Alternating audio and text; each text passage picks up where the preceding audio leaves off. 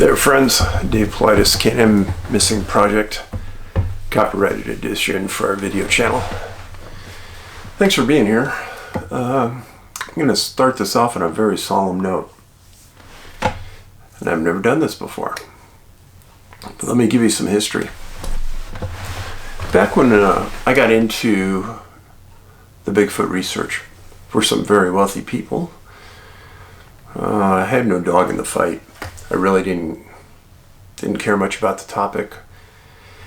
And I went down a road just gathering facts. And when my first two books came out, The Hoopa Project and Tribal Bigfoot, they were some of the highest rated Bigfoot books that were ever written, and they still are. And then we did the Bigfoot DNA Project, and we came in with 110 samples, nuclear and mitochondrial. And it was about this time, maybe a couple years before the DNA project was finalized, that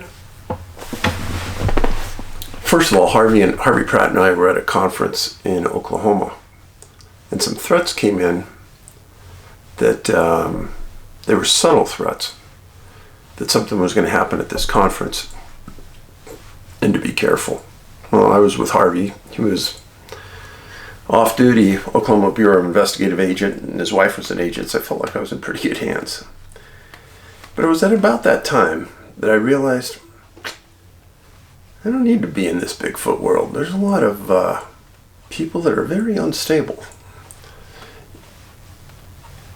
And I walked away from it for a number of years. Certain people in that world have a very difficult time appreciating a different person's opinion. And Harvey and I came in with something that kind of shook up that world. There were a lot of people that wanted to hunt a Bigfoot. A lot of people wanted to kill one. And we came in reporting what the DNA stated and what Native Americans said, that it was another type of person. Well, like I said, stepped away for a number of years because that world is unstable. Now, not everybody in that world is unstable. Just a fraction of it. But that fraction is dangerous. When we were in Oklahoma, there was a bomb that blew up part of the fairgrounds that we were appearing at the day before we arrived. And it was a subtle message that we need to be careful. Well, as many of you know, I was scheduled to appear at an event called Squatch Fest, January 28th and 29th, at the end of this week in Kelso, Washington. Well, about a week and a half ago, I got an email.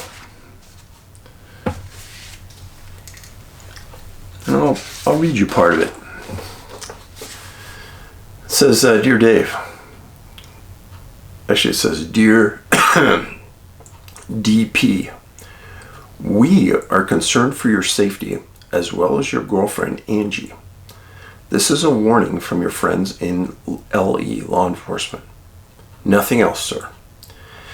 Recently, it has come to our attention that we have good reason to believe it is in your best interest to have an armed security team with you at the upcoming Squatch Fest event.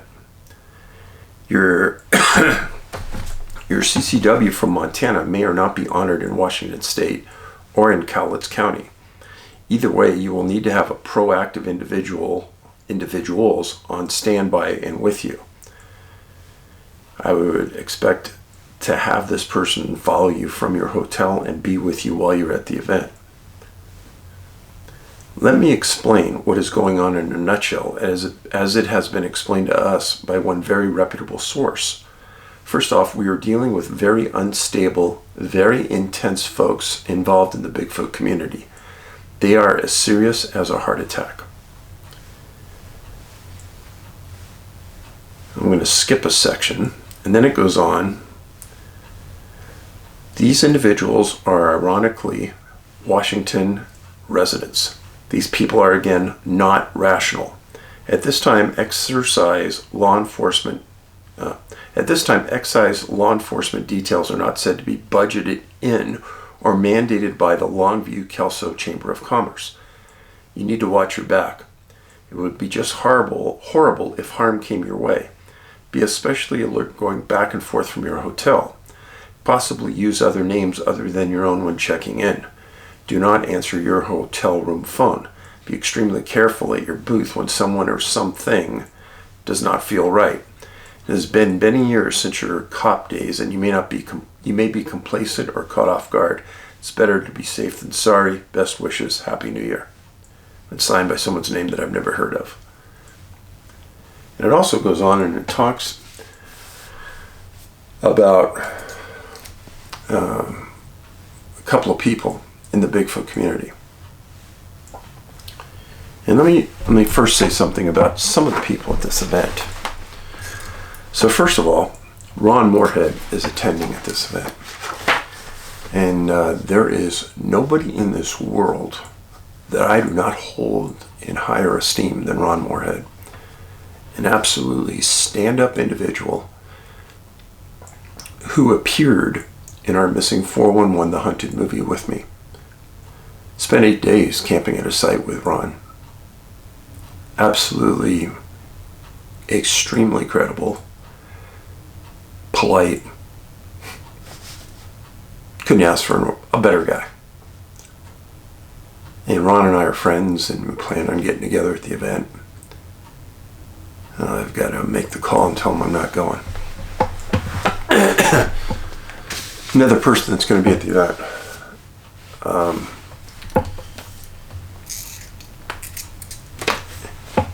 And this person I hold in the same level as I do Ron. And that's Cliff Brackman. Cliff and I have been friends for a long time. We don't think along the same lines Bigfoot-wise. But Cliff is one of the most polite, nice people you will meet. And since I got this letter, Cliff and I have talked several times. He has the same concerns I do. And we discussed some people that may be involved. Now, I still think like the law enforcement guy. And I've kicked this around many ways. Talked to the management at the conference center. And they are unable, they say, to provide law enforcement security for Angie and I. And they said, well, we can get you an armed security officer. This is not disparaging security officers, but I've seen many over the years. Law enforcement officers are trained exceptionally well, have years of experience dealing in crisis management. And I think there's a lot to be said if you're protected by law enforcement. When I was a police officer in intelligence, that unit helped protect the President of the United States when they came into town. So I can tell you that there's a high level of expertise, professionalism that comes with many of those in that job. I'm unwilling to put the lives of myself or Angie in the hands of a security guard that's armed. And I asked the question, well, what happens when I go to the restroom and I leave Angie alone in the booth? Who does that armed person go with, me or Angie? Good question, right? This is a real conundrum for me because I've never backed away from something like this, and I won't again. I put myself in a position where Angie and I travel everywhere together. And it was set up for her to go with me this time. And just because of the number of people that we see at this event, it takes 2 people in that booth. And Angie is the best partner you could have to have in the booth with you. You can't do any better. She can answer all the questions. She knows everything I know. So putting somebody else in the booth with me isn't the answer. What I really needed was a couple of armed Cowlitz County sheriffs, Longview police officers, Kelso police officers. And that wasn't going to happen. So I will tell you in the future that either I will go to the conference alone or there's going to be a couple deputies standing next to us. Because I'm not going to put Angie in any harm's way. And there has been such an overabundance of law enforcement officers shot this year that I think there's been a mindset now in America, in some sects, that it's okay to do this. I mean, just in New York the other day, there were 2 New York City policemen shot in one incident. So what I'm telling you is that if you're planning on going to that event in Kelso, Washington, I will not be there. And Angie and I talked about it at length. And she's very protective of me. And she brings up a lot of good points. Again,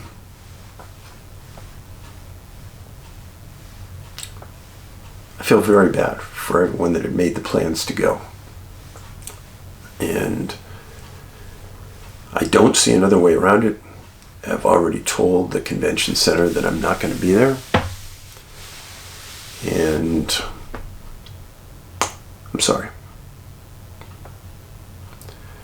So let's get into the cases. First of all, I was doing some work on some missing people, and I came across a real interesting article, and I'm going to read it to you. And it comes from the Star Tribune, which was an extremely reputable newspaper in Minnesota. This is January 29th, 1871. You're going to find this story very unusual. Start. A party of Indians at present camp near Balsam, B-A-L-S-A-M Lake in our neighboring county in Wisconsin have in their possession one of those strange, anomalous creatures of which we frequently read accounts as having an existence and occasionally learn of their capture. This particular being was recently captured by these Indians. It has the semblance of a human form. It's fleet on foot and has surprising strength. It is about 4 feet in height. Its skin is hard, bronzed, and tough as an elephant's. Its appearance throughout it much resembles average humanity, save that it has a head like unto a bear's, and fingers and toes of 4 and 5 inches in length, with nails thereon proportionally long. Its utterances are incoherent and unintelligible, and yet Indian-like it can now make its wants presumably understood by signs and motions. It is kept constantly bound by thongs cut from deer skins, and its captors have little or no trouble with their strange prisoner. Yet let a white man approach, and by unmistakable evidences it manifests its displeasure, exhibiting a fierceness of deposition not gratifying to the visitor.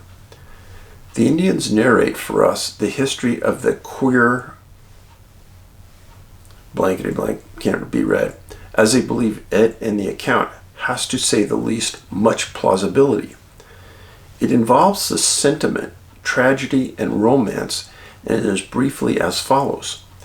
Some 25 years ago, a young Chippewa squaw was to be united to a young man of that tribe.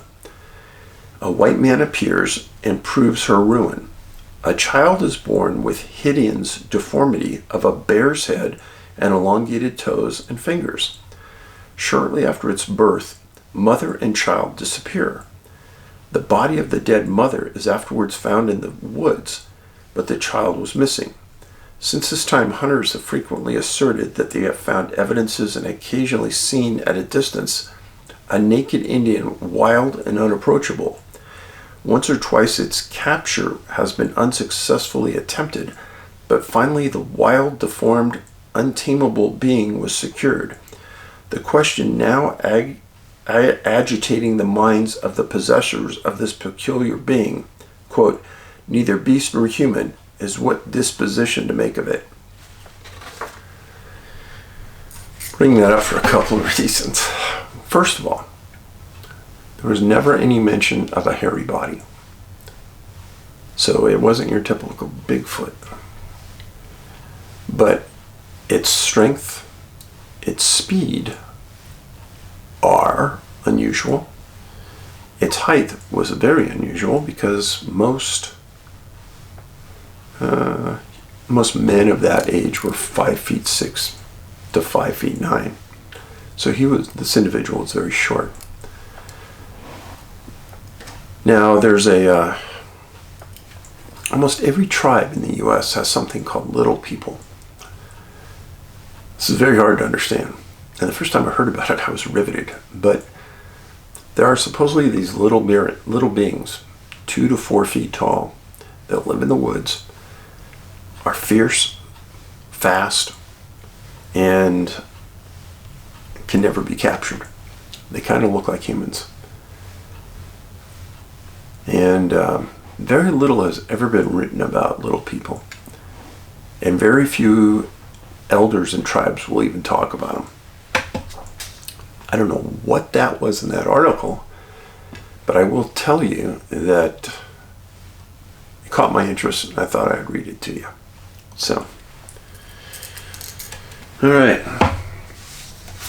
to the letters. Unfortunately, many of you are still sending me an email with a video attached, and I don't even watch it. I don't have the time to thumb through it. Without timestamps and a significant reason to watch it, I'll never get to it. There are way too many emails, so I don't want anyone to think that those are being watched. I have so many emails to read, it's beyond belief. So I really, really appreciate you guys sending your emails in and making comments on the videos. I read all the comments on the videos, and I do read a lot of emails every week because that's where I get the content here for the videos. So, next email. I tuned on my VPN and set it to Japan. I live in Korea. And I was able to access your website no problem. To elaborate on a blockchain domain, this type of domain cannot be taken down by anyone, only by the owner. Everything you post to a website fronted by a blockchain domain cannot be censored nor taken down. I believe this is the only way to guarantee freedom of speech nowadays. Once your website is built, well, we have 2 websites. Can-Am, like Canadian American Missing.com, and NA, like North America, BigfootSearch.com. Once your websites are built, regular maintenance is needed. Yeah, I know that. Meaning new videos uploaded, follow links reposted. So what he's talking about is some type of platform to upload videos. Now, I've actually known some people to do this. It is really expensive. And it is very difficult to maintain. And you get a lot of hack attempts. So I don't have millions of dollars to do it. So I won't be doing that. I do strongly believe the villagers will help with some financial support and with their time and efforts, IT knowledge, and experience once that server is set up somewhere with a constant internet connection and constant electricity. Everything else can be done remotely. You then focus on creating videos with everything you want, edit the videos, blah, blah, blah. Cannot thank you enough for all your research and positive attitude. Mental health is a serious topic no one wants to touch because it brings attention to the fact that everything done by our government is a type of trauma. It's very true.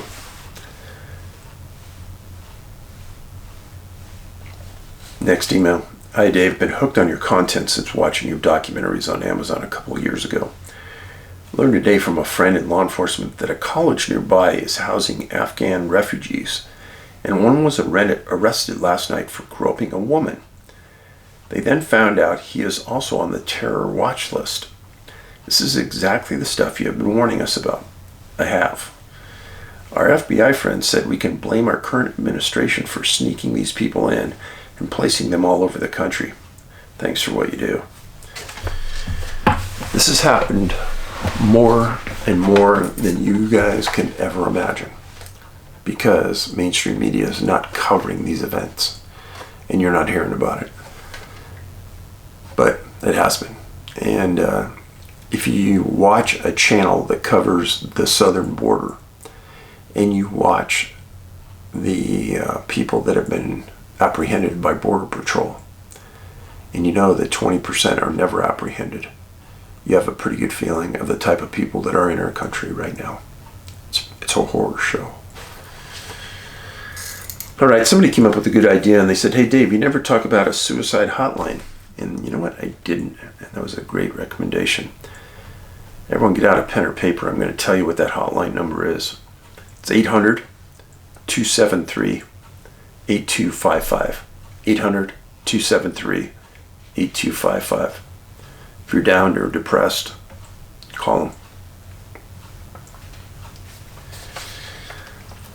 Next email. I'm attempting to keep this brief since you're a busy man. My condolences for the loss of your son. I will preface this email with that I am an outdoorsman, and the following are just my observations based on having read some of your work and watching your videos. If you find anything of merit, you may include this email in the video. Also, I have come across 2 incidents similar to other incidents that you may want to look at. To the meat of the matter, on several occasions you have stated that it appears as if when the missing individuals are returned, it is to send a message. I do not disagree. However, do you think that on certain occasions it is not about sending a message, but obfuscation, meaning is something is staging a scene to make the disappearance appear less unusual?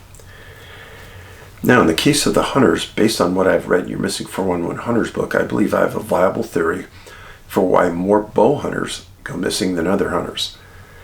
I believe that it is because the bow itself. I believe that since this is a more archaic weapon, that the hunter employing such a weapon has a higher likelihood of being victimized than a hunter with a firearm. Now, I am aware that many bow hunters carry a handgun of some type as a backup. However, due to the limited power of handguns relative to rifles and shotguns, I do not think they provide a sufficient enough deterrent to whatever the culprit is. Not to mention the precision required to kill an animal with an arrow as quickly and painlessly as possible could divert the hunter's situational awareness enough that they become susceptible to abduction. It could be the same for sighting down a rifle. True. And, the firepower of a pistol compared to a rifle really can't be compared. But when you look at a 10 millimeter pistol and a 44 or 50 caliber pistol, knowing that you could stop a giant grizzly bear with each of those handguns, it's hard for me to think that there's something bigger and tougher out there in the woods than that.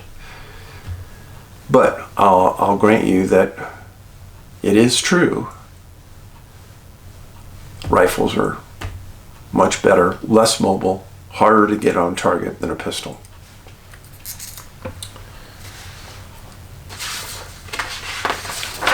Next letter.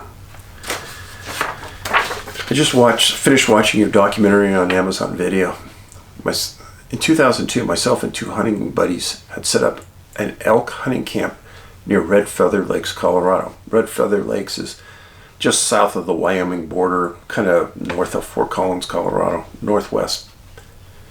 We had driven in as far as we could on a friend's acreage near the National Forest boundary. After dinner, we had a nice evening talking and having a couple of drinks in the outfitter's tent we had set up. We all settled in our sleeping bags and put the lantern out. Then my 2 friends started snoring loudly and I couldn't sleep. I then grabbed my sleeping bag and went out to sleep in the back of my friend's truck that had a camper top. It was cold but quiet, so I guess I drifted off to sleep.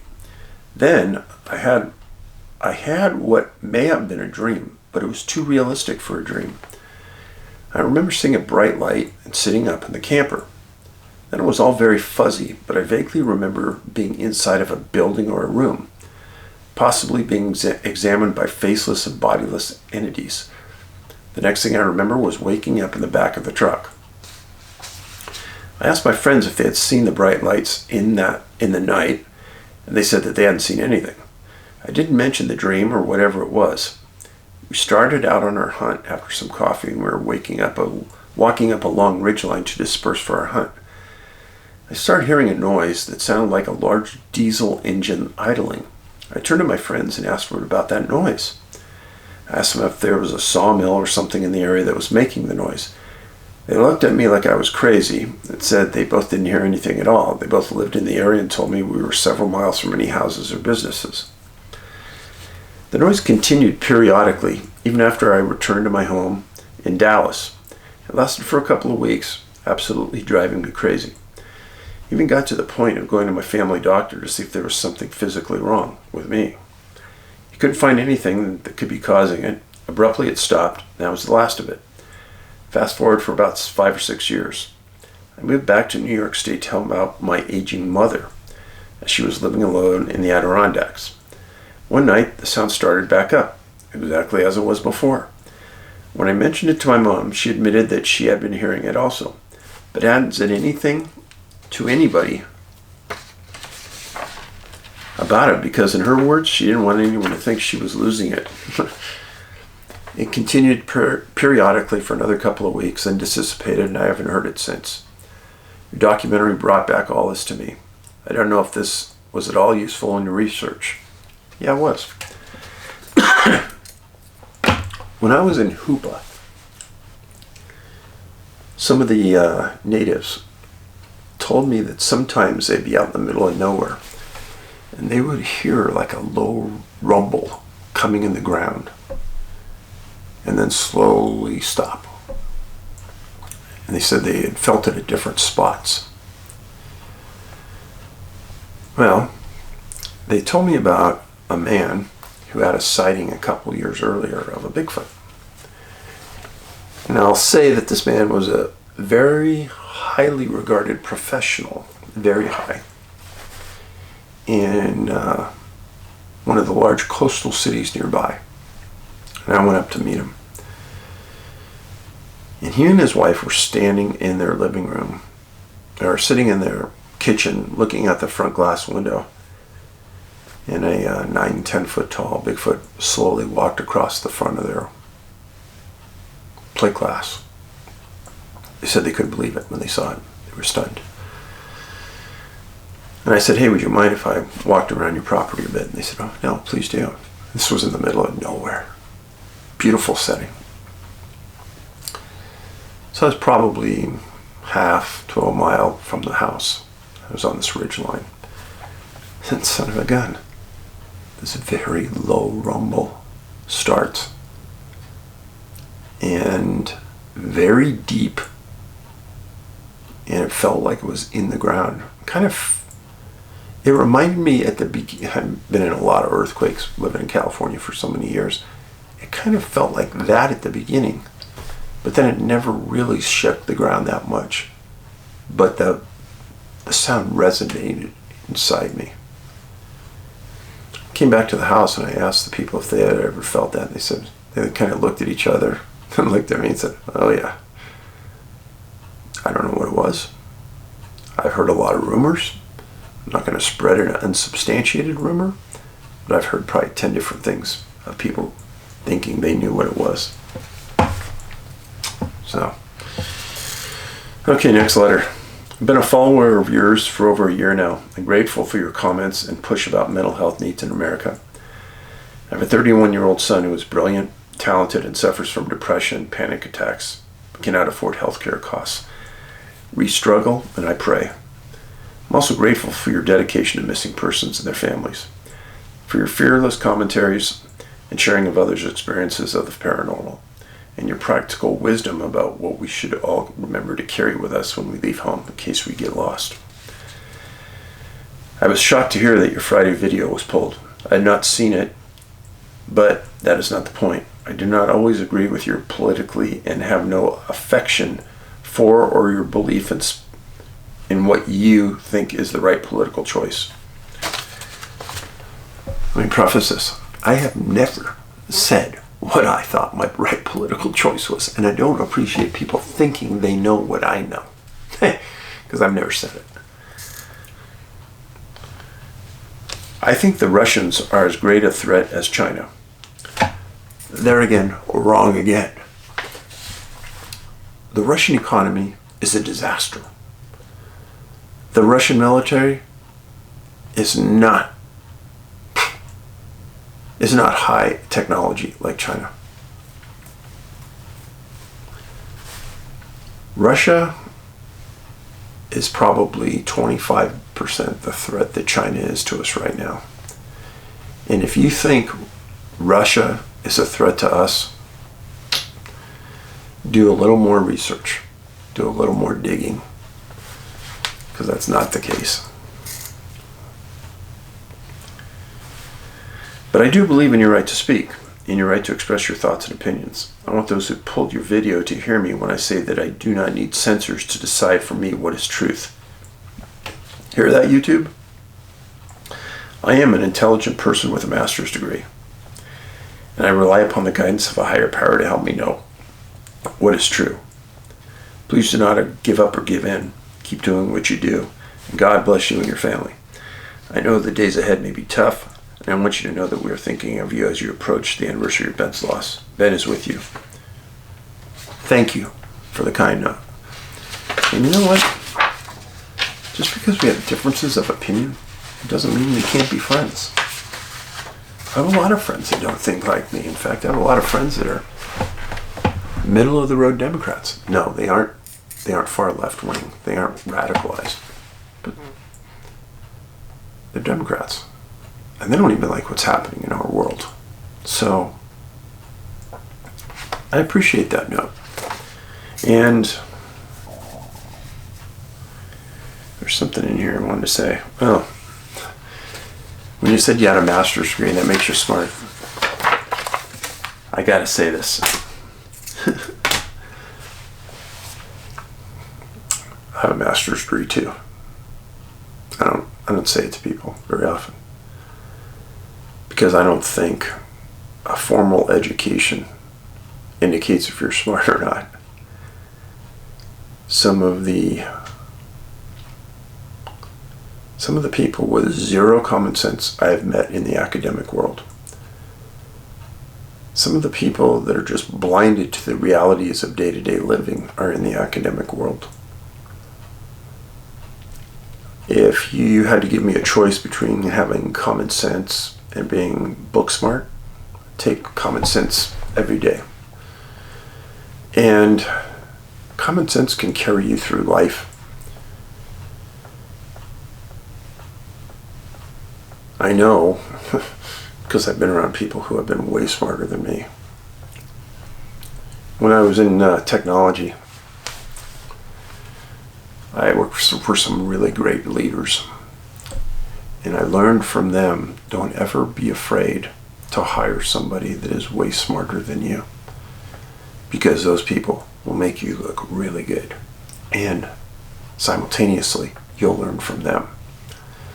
And I remember this one leader I worked for, he told me, Dave, the biggest mistake people make is they hire people that aren't as smart as they are, and because they're afraid that those people will take over their position, because those people are idiots. He says, you want to surround yourself with the brightest, smartest, best people possible. I'll never forget that. And I tried to live my life like that. So, let's talk about missing people. And we're going to talk about cases from 2016.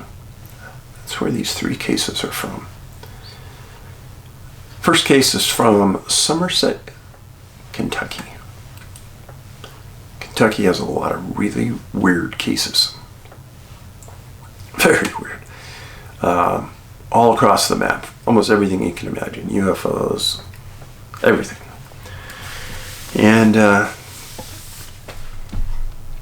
if you want to do some research on your own,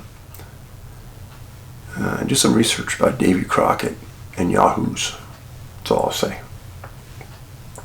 So anyhow, the first case, 57-year-old Anthony Erisman, May 6th, 2016. He had a house in Somerset. He was retired. And his family had a cabin about 15 miles away, near the Cumberland River. And the cabin was about a quarter mile from the river. Well, Anthony's part-time occupation was spelunking, going in caves. And right near the cabin there was a cave he always liked to go into. Well, they dropped him off on the 4th. They hadn't heard from him by the 6th of May. And they called the sheriff, and a couple people from Somerset went down. And they started to search the grounds, search the house. And they started to move out. They thought he had to be in the cave because his toboggan that he had, that he pulled along with him, was gone. So, search and rescue from the sheriff's office, and these people go in the cave. And as they enter, one of the first things they find is this toboggan that Anthony pulled with him. Then they get in a little further, and I'll quote a search and rescue person, said that they found his hoodie sweatshirt shredded. Shredded. So they go in a little further, and then they found one flashlight. Anthony was known to carry 2 candles and 2 flashlights every time he went in the cave. So then they go in further, and they don't find anything for almost 200 yards, except various pieces of his clothing. They finally find him, and he has 1 shoe on. He's naked. 200 yards inside. A very strange sight. Anthony had been in this cave dozens of times. He was an experienced spelunker. And it didn't make sense to the crew or to the searchers, because hypothermia, which is what everybody thought immediately might have killed him, it isn't immediately set on. It takes a long time to develop hypothermia. And Anthony was smart. He starts to get cold. He just walk out of the cave. He didn't. So his body goes to autopsy, and the coroner said, that he died of hypothermia. And there were no marks on the body, no signs of violence. So, I've told you before about missing 411, a sobering coincidence. It involves young boys, college-age kids, found in water. And many times they say that they died of hypothermia or drowning. And I always go back to GHB. GHB, if it's in the body in high levels, it'll make you feel like you're almost in a coma. You'll know what's happening to you, but you can't respond to it. And in this incident, Anthony being found essentially naked with nothing on the body makes 0 sense, folks. 0. Local reports for local consumption. I have no idea what happened in that cave. I would like to understand what about that cave interested Anthony that he went back so much. I'd like to also know if there were any tracks found in the mud around the body or the sled.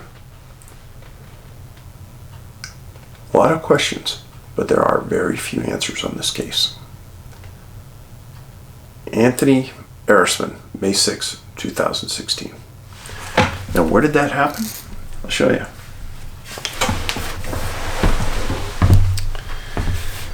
So, this is Somerset, Kentucky. This is the Cumberland River, and a branch of it comes down into here. And this is where the cabin was located. Right about right here is the Tennessee border. Very close. Now, this area, Kentucky and Tennessee, this area of Kentucky and Tennessee has a lot of really, really strange things that happen there. I can tell you from missing people, many cases completely unsolved. So, there you have it. Anthony died way too young. Now, when I did Missing 411 The Hunted, I knew a man named Ron Moorhead, who I talked about earlier. And Ron had these things called the Sierra Sounds. He was a hunter that had gone to this one place, one camp in the Sierra Nevada mountains for decades, 50 years. And over the years, they had some of the strangest things imaginable happen at the campsite. And when I first heard about that, I started paying attention to the area within 80 miles of there and trying to understand if there was any relationship to the missing persons work I was doing. And right away I realized that Yosemite National Park, reasonably close to where Ron's camp was at, and where I spent 8 days at that camp with Ron. Now, one of the cases, actually there's 3 cases on your way up to Yosemite if you go up through a region of Kennedy Meadows to get into Yosemite, but let me show you something. So, this is Highway 108. This is down in the foothills of the Sierra, and then it takes you up to the high Sierras. This is Kennedy Meadows right here. And this is Donnell's Lookout. Donnell, Donnell Lookout. And this is the Stanislaus River that runs along this road. It's a long walk from 108 down this hill to the river, but the fishing there is good because you got to pay a price to get in. And this is Donnell Lake. Now, from the Vista right here, you have a pristine view of the lake. If you look at Missing 411 The Hunted, we cover these disappearances in that movie. Now, there's been 2 women who have disappeared from that lookout under very, very unusual conditions. So, you have 2 women who have disappeared from here, and a quarter mile up the road, you have a man named Breck Phelps who disappeared. That's what we're going to talk about right now. The Breck, he was 68 years old. He went missing October 2nd, 2016, quarter mile east of Donnell's Vista Lookout. Now, Breck was a Washington native, college educated, and he wanted to live in the foothills of the Sierra, and he bought a home in Twain Harte. And a very religious man. He applied for a job with the Department of Corrections and was sent to the Correctional Academy. He did very well, and he was assigned as a correctional officer at a nearby facility. Now, Breck was always looking for something different to do, outdoor-wise, have some fun. That's why he was living there. So when he wasn't going to his job at Jamestown Correctional Facility, he would drive his 2007 Nissan Versa to different fishing spots throughout the Sierras. And he always didn't tell people where he was going, but one thing he always did, he always showed up for Sunday at church. Well, on this one particular Sunday, he didn't show up. The pastor was a good friend. So the pastor went over to Breck's house thinking, oh boy, let's hope he's not going to find a body there. And he didn't. He called the sheriff. Well, they knew that there was like 4 or 5 spots where Breck really liked to fish. And one of them was this spot near Donnell's Vista. And they found the car. Now, I've been to this spot and I've walked exactly from where the car was parked. So I can tell you firsthand. There's something like a fire road. Not as nice as a good fire road, but maybe an old, worn out logging road that goes from Highway 108 down to the Stanislaus River. And it's probably a mile hike. It's pretty easy going down. It's kind of a bear coming out, especially in hot weather. But this was October 2nd. That's an important date because that means the water heights in the rivers and creeks in the Sierra are usually very low. And that was one of the peculiar things about this case. Some people thought, well, maybe Breck tried to cross the Stanislaus, fell in and drowned. He wouldn't have done it. But the water was very low during that time of the year. So the chances that he fell in that river, minimal at best. And you could stand at the Vista and you could watch that entire stretch of river from where he would have joined it to fish southwards towards the lake. But there was a 4-day search. And they got onto it a bit late because they figured that he was gone at least 2 or 3 days by the time they found the car. But they had 6 different canine teams from Tuolumne County, Calaveras County, Stanislaus, and Contra Costa County. None of the dogs picked up a scent. They had Black Hawk helicopters with forward-looking infrared radar. They never found a body. They had about 100 ground pounders that worked the area in and out and around the river and up to the car. Didn't find anything. A very, very, very peculiar case. Because Breck was the 3rd person from that Donnell Vista area to disappear. The first man. Some people have said, well, he didn't have anything to do with the other 2 cases because they're women and they were actually in that lookout area, whereas he was just a quarter mile away. I'm sorry. I have a sneaky suspicion that there's something strange going on at that place. Very strange. Lots of water. The Vista sits on a giant piece of granite. And when we were there filming for The Hunted, Missing 411 The Hunted, it was very, very enthralling to be there. Let me just say that. I mean, the people driving in, always in the back of your mind, nobody knows what happened there. There was no signs. There's nothing about the women that were missing from there.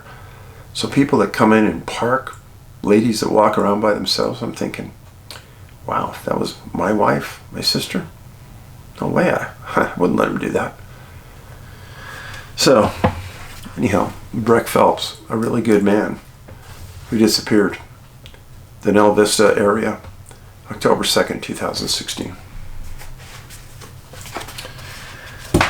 Next case, we're going to go up to Canada.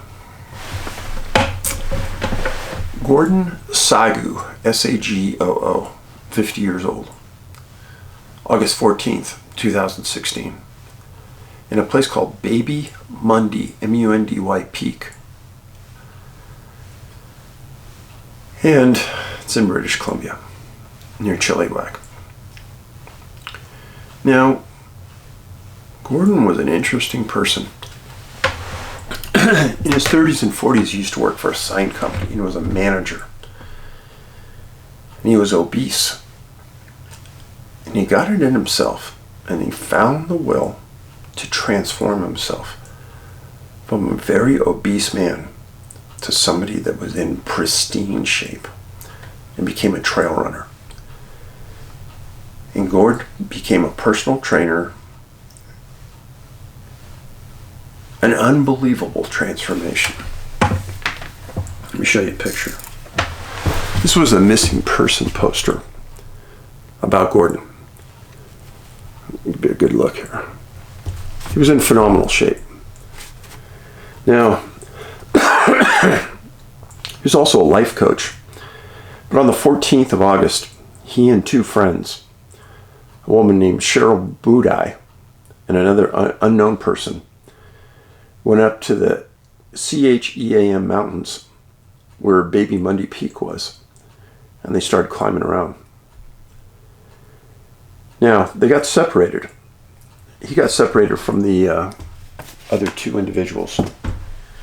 One story was he was further ahead on the trail going back to the car, so they didn't meet him there. They got back to the car, he wasn't there. Another story was that he was going to go and look at another mountain. It was never clarified exactly what happened, but he was separated from the other group. There was a massive search, and at the time he disappeared, he had a small supply of food, and he had 3 liters of water. Now, if you look at Google Earth of that area, and I encourage you to do it, Baby Mundy, M-U-N-D-Y Peak, it's beautiful.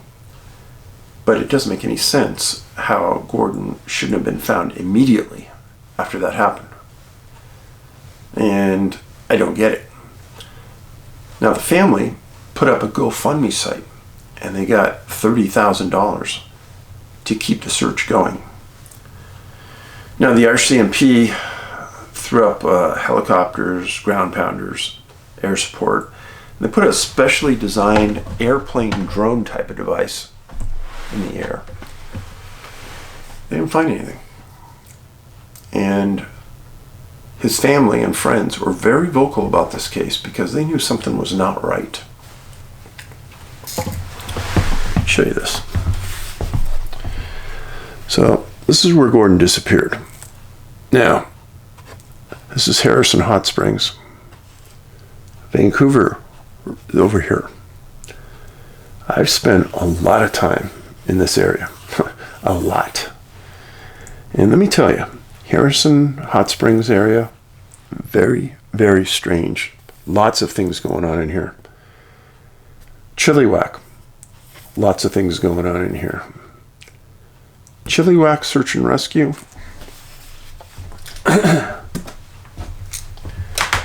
Gotta tell you, the head of the search and rescue there, not a very friendly sort. Tried to contact him twice, won't even return my calls. Tried to get some information about some other searches, some other missing people, wouldn't return my calls. And it's frustrating. You may have some information that may help solve an issue, and you're not going to return the calls? I really don't respect that too much. And I get frustrated when maybe somebody does a background on me and says, well, this guy named Dave Paulides is calling. Let me look him up on the web. And the first thing they see is my Wikipedia page. Well, unfortunately, there's a lot of people in law enforcement and search and rescue that will look at that page and immediately think it's credible. But now you understand why that page bothers me. Because there's a group of people out there who know it's completely garbage. And again, there's others who want to believe it. And that's where I get thwarted many times. But that Chilliwack rescue team is involved in some of the most unusual cases I've ever worked, and I wish that their head of search and rescue would talk. It'd help us out a lot. So Gordon's family, man, I have a lot of respect for that man, for how he transformed his life. Not many people can do that. And What happened to him on that peak that day? I don't know. But that's 3 cases that I gave you from 2016. And the one case where we found the body could be one of the most unusual. So you have another case where Breck Phelps disappeared in a cluster of missing people. And Gordon Sagoo disappeared in an area of British Columbia where, wow, tons of unusual things have happened there, including disappearances. And if you look at our Missing 411 Canada map, it all starts about there, that spot in British Columbia, and the majority head west from there, the disappearances. Phenomenal. So, I appreciate being here. And again, let me say one more time, I will not be at Squatch Fest. And I apologize for that. If you're just only now cluing in, watch the beginning of this video. I explain it at length. I care too much about Angie to put her in harm's way, so I won't. And since I'll be sitting there at a table with my head down signing books, I won't be able to be that person that can see a threat coming. And again, I won't trust my life or her life, put it in the hands of a security guard. No offense to the security guard. So, won't happen again, because I'm going to make sure in the front end, before I commit to anything, that we have the right resources there. So, I'm 100 times better on my health. At the end of the night, I get this cough. When I start talking a lot, I don't talk very much, but except I'm on video. The reminder, do not purchase my books online. Amazon, eBay, etc. Don't purchase my books from anywhere except our site. You're going to get ripped off. The books on our site, $24.99. And you can watch our movies on Hulu, Tubi, and Amazon. Missing 411, Missing 411 The Hunted. So, I forgot to thank you also for the loads of comments about that flashing red, blue, yellow thing we see in the sky here every once in a while. A lot of you thought maybe it was a satellite. No, satellites, you can actually see them go across the sky. They move pretty fast. This thing is stationary, and then every once in a while it'll move. It'll move to a different part of the sky. And there's several people up here in Montana that we talk about it regularly, because we see it in different parts of the skies on different nights. It's always doing the same thing. And I appreciate the people from the different parts of the world telling us they're seeing it there too, because there was some thought maybe it was some type of, I don't know, some type of instrument in our U.S. only skies. But getting the report from other parts of the world that you guys are seeing it too, that helps a lot. So thank you. Don't think that didn't go unnoticed. I noticed it. So every once in a while we'll do those things. See if you see something that we also see here. You guys are very valuable. Really. I mean that 100%. And I went to my counseling today, and I think I'm getting better. Coming up on a big anniversary here. But let me tell you that mental health is a huge thing. And if people are saying disparaging things about others on our site, I'm going to remove them. If you people are so cold that you don't understand that mental health is a big thing in almost everyone's family at some level, that's a fact. So we got to support each other. And I'll do the best I can here. So, thank you. Paulides out.